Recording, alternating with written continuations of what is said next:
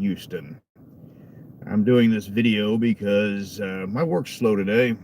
It didn't help that Tropical Storm Nicholas took out the bay doors. Can't run a shipping company if you don't have a bay door. And what I was looking at was what I had to do to get the POD of the Mystara Player's Guide ready. What happened is every publisher or every printer has specific settings you have to get the books done to. Certain margins, certain instructions, because it's a mechanical process. So what I was doing was, when I originally put out the book, it wasn't set to their specifications, and they told me to go back and change these to maximize the ability that when you put the book out to get into print on demand, that it'll actually go through and look good. So what I've been doing is going through it page by page and resetting. To give you a little bit of technical details, the margin had to be changed. I had to do the gutter to a different specification, which is the line in the middle, to make it look more professional and bring it in line to what they have with the other books. And normalize the font, because for whatever reason the font was different in certain sections. So I had to change the font size to be uniform across the entire book. All right, so what I did, I'm on page 163 of 224. And it's a slow process, but I've gotten through most of it, because the hardest part was going through the immortal section, because I am reducing the font size slightly because I have to enlarge the margins. But hopefully, if I get this done tonight and I get the cover done, because the cover needs to be reformatted as well to, again, fit their requirements. And then hopefully sometime this week we'll have the POD up. Also, I am discontinuing the non-PG-13 version, because we looked at the downloads for each of them, and you guys really like Nipples and Blood. So much so that the other one wasn't really getting downloaded at all, unless people were downloading both of them just to compare. So that's going to be, it's just going to be the POD, which will be the PG-13 version, and the PDF. And the only difference is, if you want to do the POD version, you have to download the cover and the book separately. The POD version will not have the cover on the PDF, while the PDF version will have the cover on it. You can't take the PDF version and take it to a printer and have it done easily. So that's where we're standing. There have been a few changes in the book.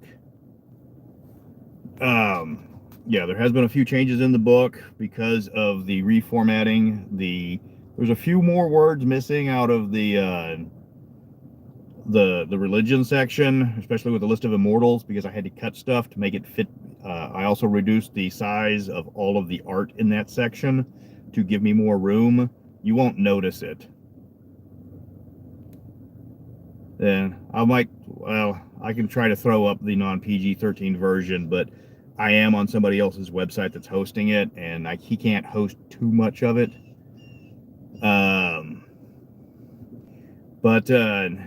So I've taken a lot of the art that people complained about being thin and stretched, like butter over too much toast, and I've re-uploaded that and changed things around to make it fit a little bit better, or so it's not so stretched out.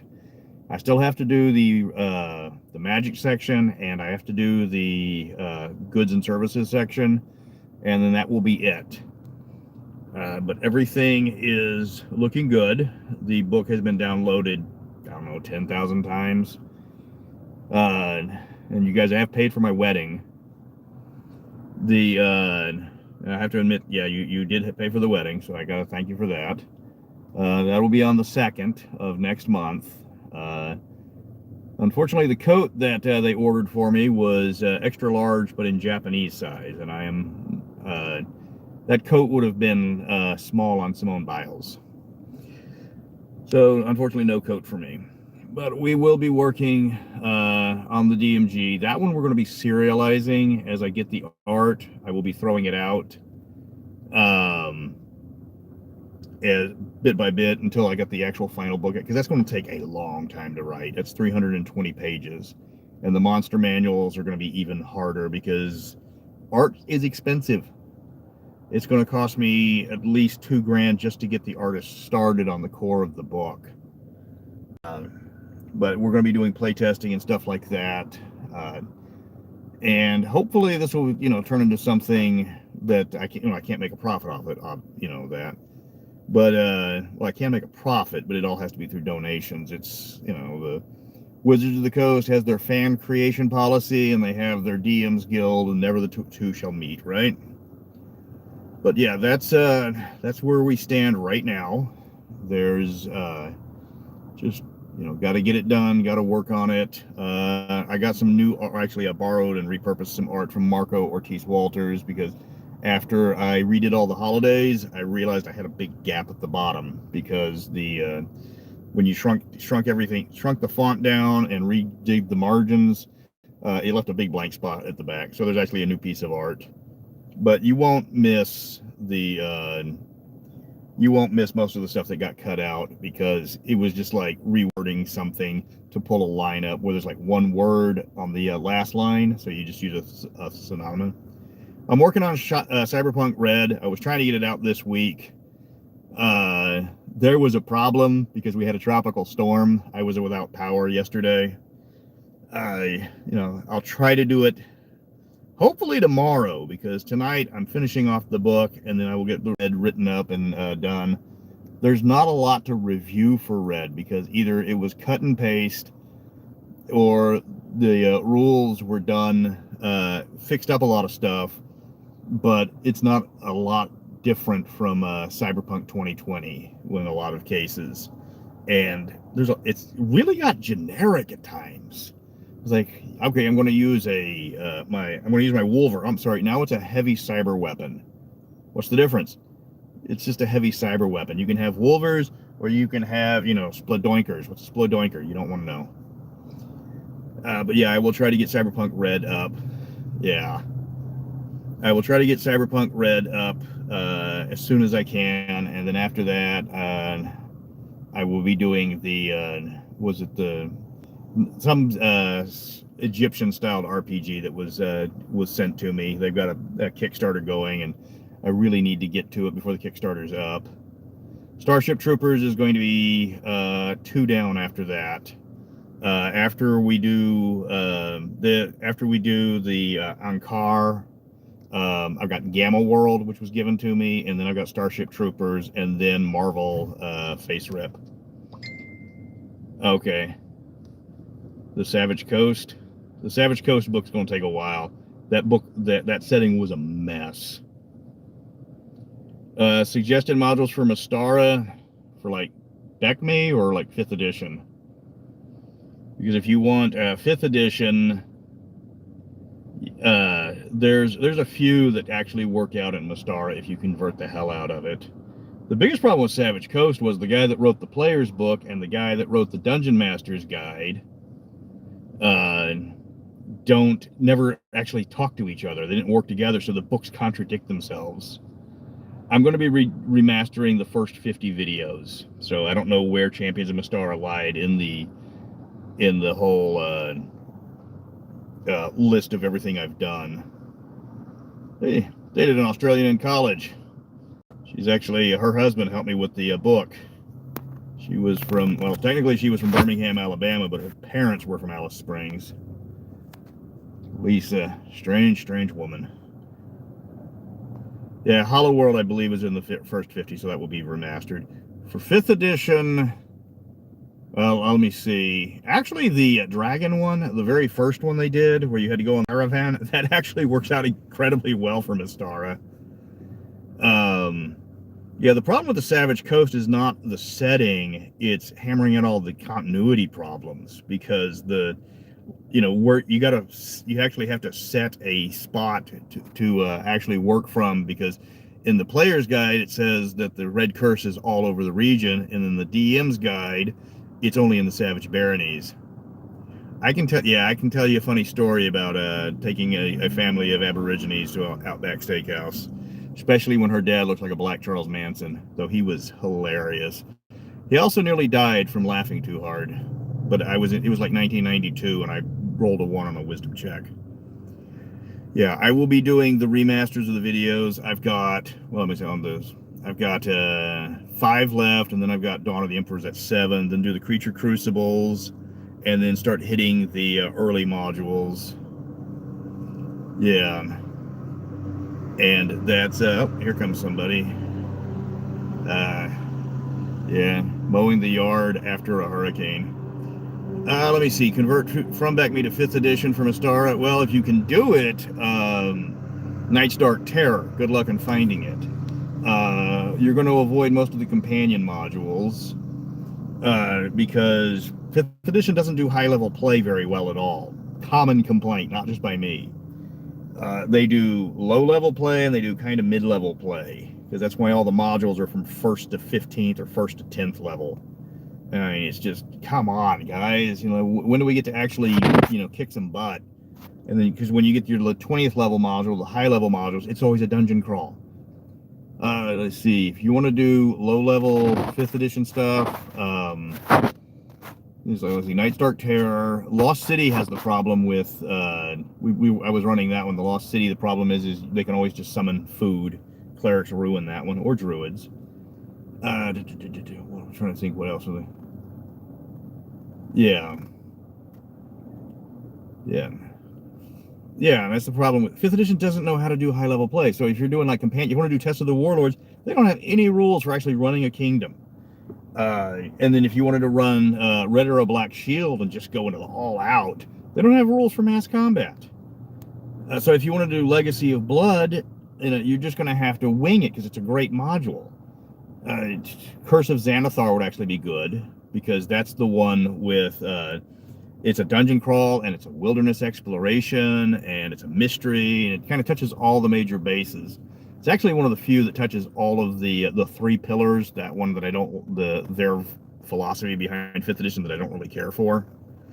But it's a decent module in its own right. And of course, running the Temple of Death and the Desert Nomad ones, that's a decent combo, though you're going to have to come up with a lot of the monsters. And then, let me see. Yeah, there's also Blackie the Black Ball. I think 5th edition would work better if they actually threw out some more complicated rules for it, because it's pretty simplistic, unfortunately. I know I was saying DM's Guild Blackie the Black Ball converted the mass combat and the domain system to 5th edition, but I don't know if that's still up, because all he did was take it from the companion series and just reprint it. It was rather system neutral, so it worked out pretty well. And then I'm still waiting for art from Rubus to get the DM's guide gone. We've got, I want to say 60 pages done, and then I'm working on I've got the art for the nations. I'm going to have like the secrets of the nations, and that's going to be 17 nations times 3, so 52 pages. That's probably going to be the first one because I've already got the art from Faith. She did all the art, and I just repurposed it. And yeah, that was, you know, it was decent. You know, it was good art. I mean, I paid money for it, so I'm going to use it, but it didn't mesh with the other art. So it was all hand drawn rather than computer done. What's that? Do we have the art against the broadside battle against mind flayers? I gotta think. So the art we've got, well, we haven't come up with anything past the initial chapter art because I've got to pay him for the book art. And we've got the March of the Fae. We've got the guy sketching. We've got a guy sketching one of the nations because that just shows it's like all the art that you're going to be seeing is like him drawing stuff. We've got dark or not dark elves. Damn it, the Forgotten Realms is influencing me. Okay, and then yes, the DM's guide will have rules for mass combat and stronghold building. That is actually something that is getting, the final details are being worked out. It's going to be a unique system unlike anything else, where we basically turn your army and your domain into like another character. And so you have your strength represents your infrastructure or the amount of damage your army can do. Your intelligence is, well, your military intelligence or your education level.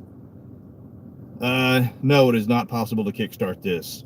Wizards, when I first started this, I tried to crowdfund it, and Wizards sent me a nice but firm letter saying that you cannot use any kind of crowd funding to fund a fan work. Hint, hint, nudge, nudge. We have lawyers, and we've got to do so. Yeah, I've got to come up with the rules for the explaining the half races and how they work. That's going to be in there. We've got the magic items. Yeah, I've got to do all the magic items, which is fun but a pain because there's a lot you got to sort through, and a lot of them don't work right. And then, of course, converting the relics from Mystara is a nightmare into 5th edition because they were so much more complicated. You're taking vastly more detailed rules into a system that's really, I don't say dumbed down, but it's streamlined. That's the better word for it. And that has been a challenge. Yeah. So what's the yeah. Yeah, it's like, yeah, Wizards hasn't touched.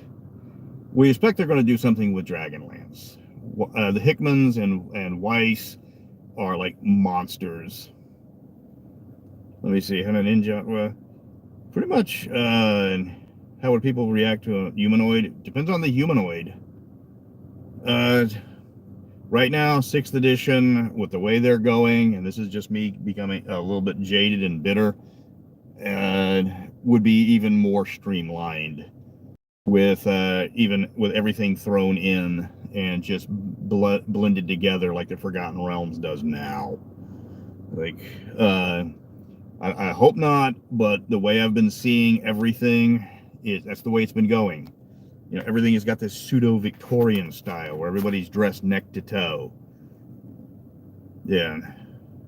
Dark Sun, they're never going to touch Dark Sun.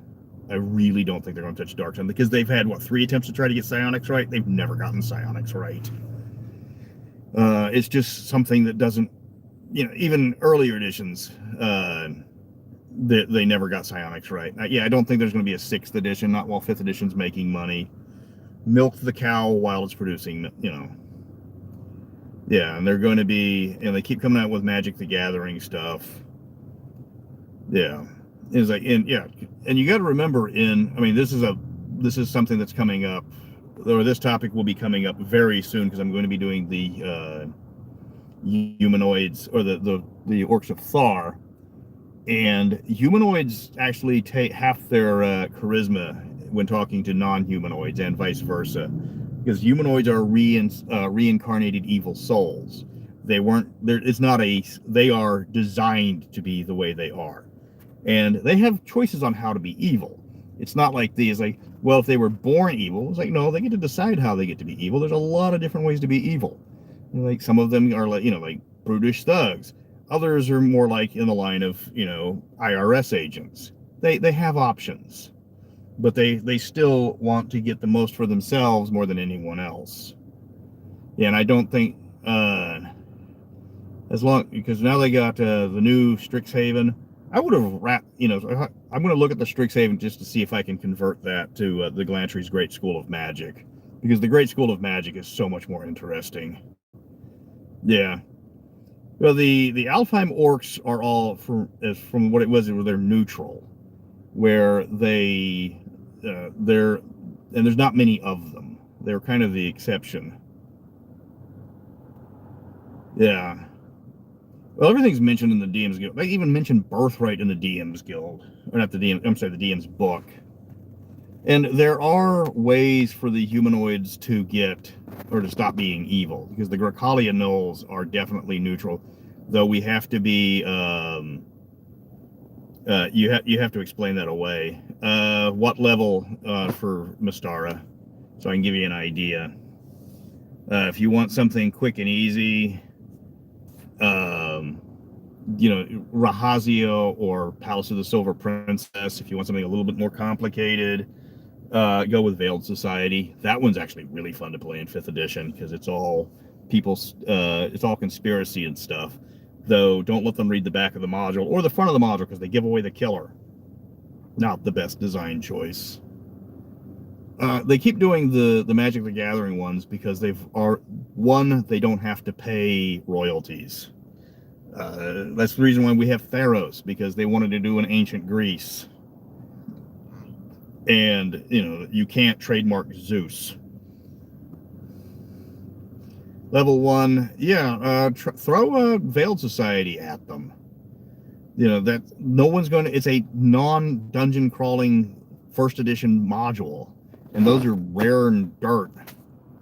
Or you can just throw, don't forget the challenge rating 3 teleporting Psycho Killer from Rime of the Frost Maiden. They won't suspect him at all. Actually, somebody was telling me about that one. And miniatures that work well with Mystara, I'd have to look. Yeah, Mystara Kobolds. I'm actually working on a video for that one, trying to explain it too. Yeah, where the Mystara Kobolds, they're dog people, but the general idea was to give them their own separate identity, is they're tinkerers and stuff, but most of their technology they stole from the gnomes.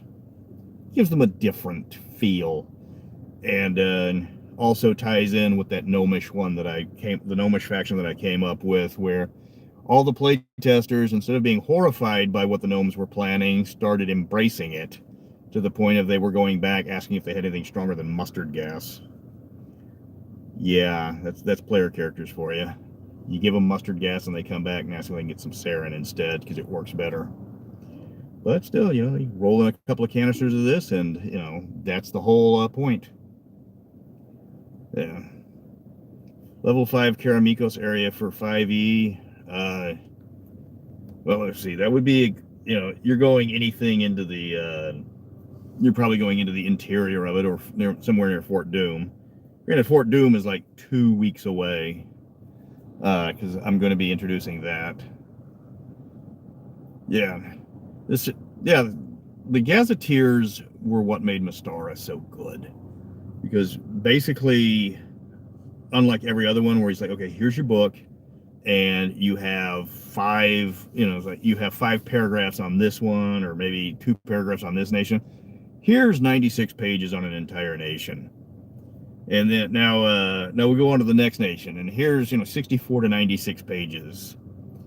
And it's just like, okay, so now you have everything you need to know about Karamikos, and then Yalarum, then Irendi, then Glantry, instead of just buying, but you have to buy all the books separately.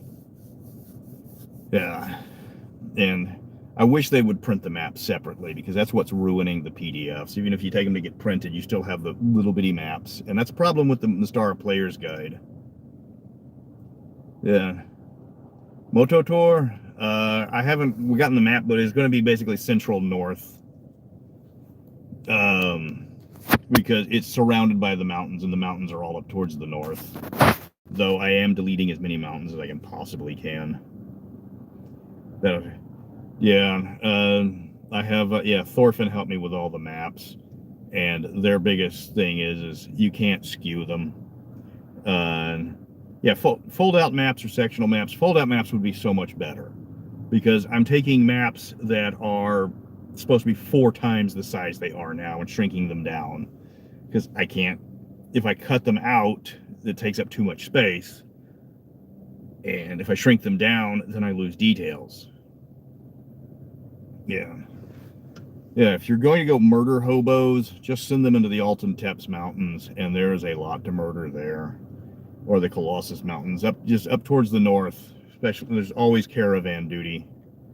Yeah, and now maintaining scale is always the problem. Thorfinn explained it to me one time, is like, if you make a mistake on an elf, you've got one ear an inch larger than the other. If you make a mistake on a map, Cincinnati is suddenly in Idaho. And that's not a good thing. So you can't skew maps like you can art. And when we finally get the art done for the Dungeon Master's Guide, I'm looking at about 200 pieces of art, probably. Yeah. And yeah, the whole thing with the warlocks is, I tried to do Mystara where the warlock magic is from somebody other than the two normal sources. If your warlocks cheat in their magic rather than arcane magic or divine magic, it's something entirely different, something alien. And that is what makes them both better and worse, where everything they learn is something that they're not supposed to know. Unlike even the immortals, when they gave the wise women their art or their art and their magic, this is stuff that is for the immortals only. It's like super immortal magic. The wise women were not supposed to be knowing this, but there they are, and they kept it when the Nithians were trying to wipe out all of the different types of magic that they had. Okay, so I probably should get back to work. I've been talking for almost 30 minutes now, and my boss is eventually going to notice it. Let me see.